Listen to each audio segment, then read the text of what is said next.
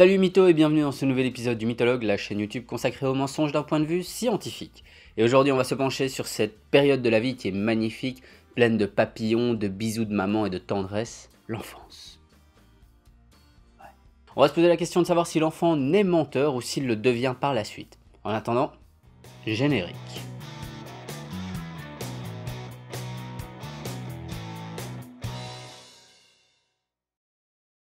Naissons-nous menteurs? Le mensonge est-il une partie innée de l'être humain? Il semblerait que non. Félicitations, les portes du paradis ne vous sont pas refusées dès votre naissance.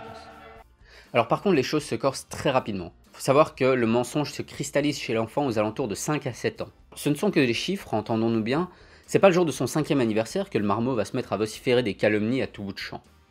Par contre, plusieurs mécanismes vont se mettre en place très rapidement, mais avant de rentrer dans leur description, je voudrais qu'on s'arrête 3 secondes sur le paradoxe de l'enfance et du mensonge. L'enfant, on lui dit dès le début, faut pas mentir, c'est mal, c'est moralement pas juste. Et pourtant il voit ces vieux qui le font toute la journée. Dr Jekyll et Mr Hyde version gamin, tu vois. Bref, passons et revenons à la science. L'enfant, en apprenant à mentir, va commencer par se protéger lui-même. C'est le genre de mensonge qu'on croise généralement chez le gamin qui dit « c'est pas moi qui ai cassé la lampe, c'est le chat ». Toujours le chat. Ces mensonges sont purement égoïstes. Ils se cristallisent vers l'âge de 3-4 ans. Le paradigme expérimental qui a été créé à ce sujet d'ailleurs est peut-être l'un des plus fun de toute la recherche sur le mensonge. C'est celui de la résistance à la tentation. Imaginez que vous mettez un enfant face à un cookie qui est caché sous une assiette. Déjà ça pue. Mais en plus vous lui dites t'as pas le droit de le regarder, t'as pas le droit de le toucher et t'as même pas le droit de le manger. C'est plus la fourberie là, c'est du sadisme profond. Hormis les réactions des gosses qui sont absolument incroyables et à crever de rire, je vous mets un lien ici au-dessus pour que vous puissiez les voir, on a pu démontrer une chose très importante. Les enfants de 3-4 ans n'ont pas réussi à mentir lorsqu'ils avaient transgressé la règle. Ils n'avaient pas cette capacité à déformer la vérité pour dire « j'ai rien fait ». Tandis que les enfants de 5 à 7 ans étaient totalement capables de mentir au nez et à la barbe de l'expérimentateur. Pire encore, leur comportement non verbal puait la vérité. Ils sont doués les bougres. Alors pourquoi est-ce qu'on se met à mentir aux environs de 4 ans? Ceci est à mettre en rapport avec la théorie de l'esprit. Derrière cette étiquette un peu mystérieuse se cache une des plus grandes théories de la psychologie sociale. La théorie de l'esprit affirme qu'on est capable d'attribuer des intentions à autrui. Petit exemple rapide. Sarah et Jérémy partent pour un pique-nique. Sarah a une pomme qu'elle met dans le panier et puis elle se barre. Jérémy, juste pour ennuyer Sarah, prend la pomme, la déplace et la met dans sa poche. Quand Sarah revient, où va-t-elle regarder pour trouver la pomme? Alors la majorité d'entre vous aura certainement répondu dans le panier. Et ça nous semble logique. Mais les enfants en bas âge n'ont pas encore acquis cette théorie de l'esprit. Ils vont répondre dans la poche de Jérémy, parce qu'eux ont l'information et donc ils supposent qu'autrui a l'information également. Alors vous allez me dire, mais Fred, quel rapport avec le mensonge? Eh bien Jamy, c'est super simple. Le mensonge chez l'enfant lui permet de se protéger des intentions d'autrui. Il est donc obligé d'attribuer des intentions à autrui pour pouvoir s'en défendre. Revenons sur l'exemple du gosse qui casse la lampe. Il a acquis la théorie de l'esprit, donc il est capable d'attribuer des intentions à autrui. Il voit donc le visage de son père et sait qu'il risque de se faire enguirlander cette saison. Du coup, face au visage plein d'animosité de son papa, il blâme le chat qui, comme d'habitude, n'en a rien à caler. C'est à ce moment-là que le mensonge se met en place. Ça, c'est la partie intentionnelle du mensonge, c'est « je décide de mentir ». Il y a aussi une dimension plus sociale, plus interactive dans le mensonge. Alors ne me faites pas dire ce que je n'ai pas dit.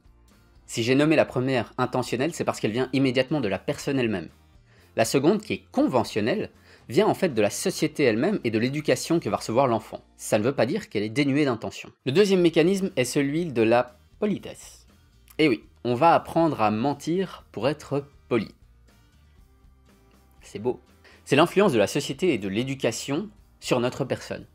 La politesse prévaut sur le mensonge. Il vaut mieux mentir pour être poli qu'être honnête et être désobligeant. Société d'hypocrites. Le paradigme généralement utilisé dans la recherche pour étudier ce type de mensonge, c'est celui du cadeau de merde. Cette circonstance. Mamie m'offre un magnifique cadeau, un truc qui me tient à cœur. Un savon. J'ai pas compris le message, mais c'est pas grave. J'ai appris du coup, pendant mon éducation, à être poli, à dire « Merci mamie ». Je dis « Merci mamie », même si ça me fait pas plaisir.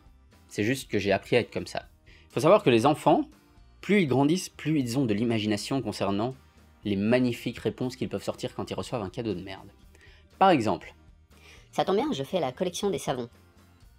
Ou encore, tiens, c'est cool, on n'en avait plus à la maison.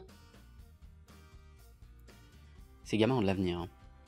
Vous êtes nombreux dans les commentaires à me demander s'il y a une dimension culturelle au mensonge. Eh bien, on va en parler un petit peu maintenant. Les enfants occidentaux ont une propension à se protéger eux-mêmes ou à protéger autrui de mots blessants. Tandis que dans les groupes orientaux, ils vont avoir tendance à se protéger mutuellement, à protéger l'ensemble du groupe plutôt qu'une personne ou l'autre. Ça ne veut pas dire qu'ils sont plus évolués que nous ou moins évolués que nous, c'est juste une culture, un système différent. Pour résumer rapidement, on ne naît pas menteur, on le devient. Et on le devient par l'influence de la société, de l'éducation ou de l'évolution de nos mécanismes psychologiques à attribuer des intentions à autrui. Encore faut-il attribuer les bonnes intentions à autrui. Et ça, c'est une autre histoire. Alors c'est ici que s'arrête cette vidéo concernant le contenu, mais j'ai deux informations très importantes à vous donner. La première, c'est que j'ai eu l'occasion de filmer une vidéo avec Fabien Olicard. Alors Fabien Olicard est un YouTuber qui est en train de monter dans le YouTube game petit à petit, il vient de passer la barre des 200 000 abonnés. Nous, on est à peu près à 300, on est peut-être juste au-dessus, je sais pas encore. Voilà. Et on a discuté, lui et moi, de vulgarisation et de science. Donc voilà, si vous avez l'occasion d'aller sur sa chaîne, n'hésitez pas à aller regarder la vidéo, à vous abonner, parce que le personnage est sympathique. Et voilà, ça c'est la première information. Deuxième information importante, je serai en conférence. Eh bien, la deuxième nouvelle, c'était censé être une conférence, mais celle-ci n'aura pas lieu. Ils m'ont appelé ce matin, le jour de la diffusion de cet épisode, pour dire que ça ne se fera pas. Donc voilà, un petit peu déçu, mais rien de bien grave. J'ai pourtant une autre nouvelle à vous annoncer, mais celle-ci arrivera dans le courant de la semaine. Donc, en attendant... Pour ça, il faut que vous m'explosiez les pouces bleus vers le haut, hein, toujours vers le haut, que vous vous abonniez, que vous partagiez cette vidéo au maximum, et surtout que vous preniez garde au Pinocchio qui est en vous. Ciao! Avant le début de cet épisode, j'ai fait un petit sondage live, puisque oui, le mythologue met les petits plats dans les grands quand il s'agit de technique. Nouveau générique. Petit sondage live, on se met bien.